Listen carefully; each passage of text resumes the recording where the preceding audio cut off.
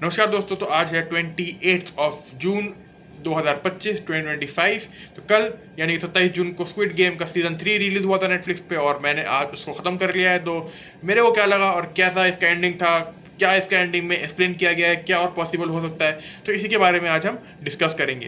तो अगर बात करते हैं इसके एंडिंग के बारे में तो थोड़ा सा सैड एंडिंग रखा गया है कि जो मेन प्लेयर था 4, 5, 6 456 जो प्लेयर था उसको एलिमिनेट कर दिया गया है और जो बेबी था एक, तो बेबी को जो है वो जिताया गया है। तो बहुत लोग कह रहे हैं कि एआई जनरेटेड बेबी जीत गया और मतलब 456 हार गया। तो मेरा इसमें टेक देखिए ये है कि बेबी को मुझे लगता है कि थोड़ा सा ड्रामा में ज़्यादा इंक्लूड किया गया है, जो कि थोड़ा कम किया जा सकता था। जैसे कि वो जो रूम पे जो बेबी पैदा किया गया है उसके बाद बेबी को इतना न्यूट्रिशन भी नहीं मिला है, पर तब भी बेबी एकदम ठीक है और बेबी को थोड़ा बहुत ज़्यादा ड्रामा में दिखाया गया है, तो वो थोड़ा कम किया जा सकता था। और मुझे लगता है कि लास्ट में जो स्क्विड गेम की जो एंडिंग हुई है, लास्ट में ऐसा कर सकते थे कि अगर बेबी बच जाता है तो बेबी मतलब एज अ प्लेयर काउंट नहीं होगा तो आप गेम जीत जाओगे, बट एज आप खेल रहे हो तो प्लेयर काउंट होगा। बट जब दो लोग बच जाएंगे तो बेबी काउंट नहीं होगा। तो ऐसा ये लोग कुछ कर सकते थे मेरे हिसाब से।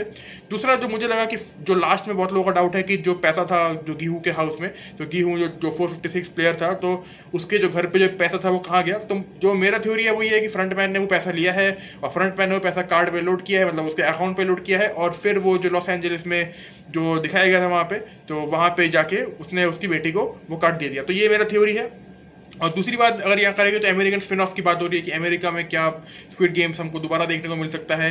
तो वो अगर आएगा तो वो डिफरेंट सीरीज होगी। तो कोरियन स्क्विड गेम तो यही खत्म हो जाता है। बट अगर स्क्विड गेम यूनिवर्स जैसे कि ये जो मैं अभी डाल दूंगा स्क्रीन पे, तो ये जो स्क्रीनशॉट है ये बहुत ज़्यादा पॉपुलर हो रहा है कि 2028 तक स्क्विड गेम मल्टीवर्स में बहुत सारी चीज़ें आ सकती हैं। मतलब अलग अलग कंट्रीज़ के स्क्विड गेम आ सकते हैं, अलग अलग कंट्रीज़ के हमारे पास ऑप्शंस आ सकते हैं कि एक एक उनका स्क्विड गेम हो नेटफ्लिक्स पे। तो ये सब चीज़ें हो सकती हैं। बट तो लास्ट में वो थोड़ा हिंट भी दिया गया है कि अमेरिका में शायद स्क्विड गेम को सीरीज देखने को मिले, बट वो देखने की बात है कि कब आता है इसके बारे में कुछ अनाउंसमेंट भी नहीं है, कुछ मतलब ऑफिशियली कुछ नहीं है। बस हमको ये बस स्पेकुलेशन है, आ भी सकता है नहीं भी आ सकता है, बट मोस्टली तो आएगा। एक और चीज़ जो मुझे लगी है कि जो अच्छा हो सकता था वो ये है कि जो आइलैंड ढूंढ रहे थे, जो जुन हो जो आइलैंड ढूंढ रहा था उसके भाई के गेम्स को मतलब खोजने के लिए, भाई से मिलने के लिए, तो वो थोड़ा मुझे लगता है कि बहुत इसमें एक्सटेंड किया गया था सीजन 2 में, जो कि सीजन 3 में एकदम झट से उसको सॉल्व कर दिया गया।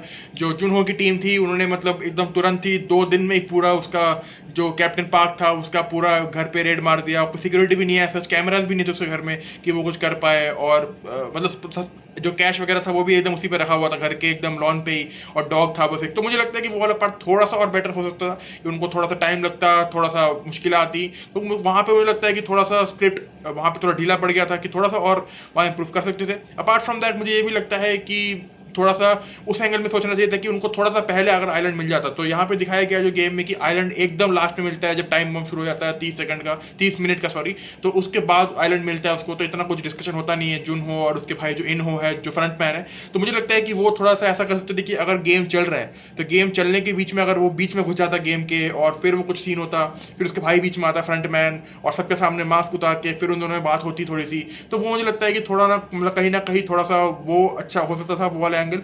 और दूसरा एंगल जो मुझे लगा कि जो गार्ड वाला एंगल है वो ठीक ठाक दिखाया गया है। तो गार्ड वाला जो एंगल है, जो गार्ड ने बचाया है एक आदमी को, तो उसकी बेटी एडमिट थी हॉस्पिटल में, तो वो भी एक अच्छा मैसेज जो है ह्यूमैनिटी को देने की कोशिश की गई है इस मूवी में, मतलब इस सीरीज में। तो वो भी मुझे लगा कि अच्छा है, डिसेंट है। बट ये जो पार्ट है जो उन्होंने ढूंढा, जो फ्रंट मैन को ढूंढा, आइलैंड को ढूंढा, वो थोड़ा सा मुझे लगता है कि और इसकी एंडिंग जो है वो ढूंढने वाला पार्ट या फिर ढूंढने के बाद वाला पार्ट बहुत अच्छा और किया जा सकता था। वहाँ पे मुझे लगा कि थोड़ी बहुत जो स्क्रिप्ट राइटर्स हैं वो जल्दी जल्दी करने की कोशिश में उन्होंने सब कुछ एक साथ ही कर दिया, तो वो थोड़ा सा बेटर हो सकता था। जो मुझे लगी है स्क्विड गेम्स में सीजन 3 में स्पेशली कि कैरेक्टर डेवलपमेंट पे इतना काम नहीं किया गया। जैसे कि प्लेयर 100 जो है उसको बहुत ज़्यादा स्क्रीन टाइम दिया गया है, प्लस पर उसका कैरेक्टर इतना हिस्ट्री या फिर जो उसका कैरेक्टर बिल्डअप इतना अच्छे से नहीं दिखाया गया है, या फिर उसका इतना इंटरेक्शन नहीं दिखाया गया है। बस गेम और जो स्क्रीन टाइम है वो बहुत ज़्यादा दिया गया है। तो मुझे लगता है कि वो कहीं ना कहीं बहुत ज़्यादा दिया गया है प्लेयर नंबर 100 को, जो कि थोड़ा कम कर सकते थे। प्लेयर 333 वो उस प्लेयर को थोड़ा सा दिखाना चाहिए था, उनका हिस्ट्री बैकग्राउंड पार्ट दिखाना चाहिए था, फिर स्टोरी बिल्डअप करना चाहिए था, कैरेक्टर डेवलपमेंट बहुत पोटेंशियल था। फिर गीहू ने जो हाइड एंड सीक गेम में जिस प्लेयर को मारा उसका भी कैरेक्टर थोड़ा सा और डेवलप कर सकते थे, वो भी बहुत जल्दी मतलब उनके कैरेक्टर को एंड कर दिया गया। तो मुझे लगता है कहीं ना कहीं कैरेक्टर डेवलपमेंट पे भी और काम हो सकता था सीजन 3 में, और जो मुझे लगता है कि बहुत जगह कैरेक्टर कम दिखाया गया है, कैरेक्टर डेवलपमेंट कम किया गया सीजन 1 और 2 के कंपैरिजन में। तो चलिए बात करते हैं मेरा मेन जो थ्योरी है, जो मेरा एक थ्योरी है स्क्विड गेम जो लॉस एंजलिस में होने वाला है, जो अमेरिका वाला स्क्विड गेम है, उसके लिए कि जो प्लेयर नंबर 4, 5, 6 होगा उस स्क्विड गेम में वो होगी गेहूं की बेटी। जी हाँ, बिल्कुल मेरे को लगता है कि गेहूं की जो बेटी है वो फिर से दोबारा लौट के आएगी एज प्लेयर नंबर 4, 5, 6 इन स्क्विड गेम्स अमेरिका। तो आपने देखा होगा कि जब लास्ट में जब फ्रंटमैन ने गेहूं की बेटी या फिर जो कोरियन स्क्विड गेम में जो नंबर 4, 5, 6 था गेहूं, उसकी बेटी को जब वो क्रेडिट कार्ड दिया, जो बॉक्स दिया, उसमें एक स्क्विड गेम का भी जो है वो कार्ड था। तो शायद उसकी बेटी को उससे रेफरेंस मिलेगा, फिर वो तापची खेल के शायद वो उस गेम में जाएगी एज प्लेयर नंबर 4, 5, 6। तो ये है मेरा theory regarding the squid games American series. बहुत लोग इसमें ये भी कह रहे हैं कि गेहूं को मतलब 456 जो प्लेयर है उसको लास्ट में बच्चे को फेंक देना चाहिए था, पैसा ले लेना चाहिए था।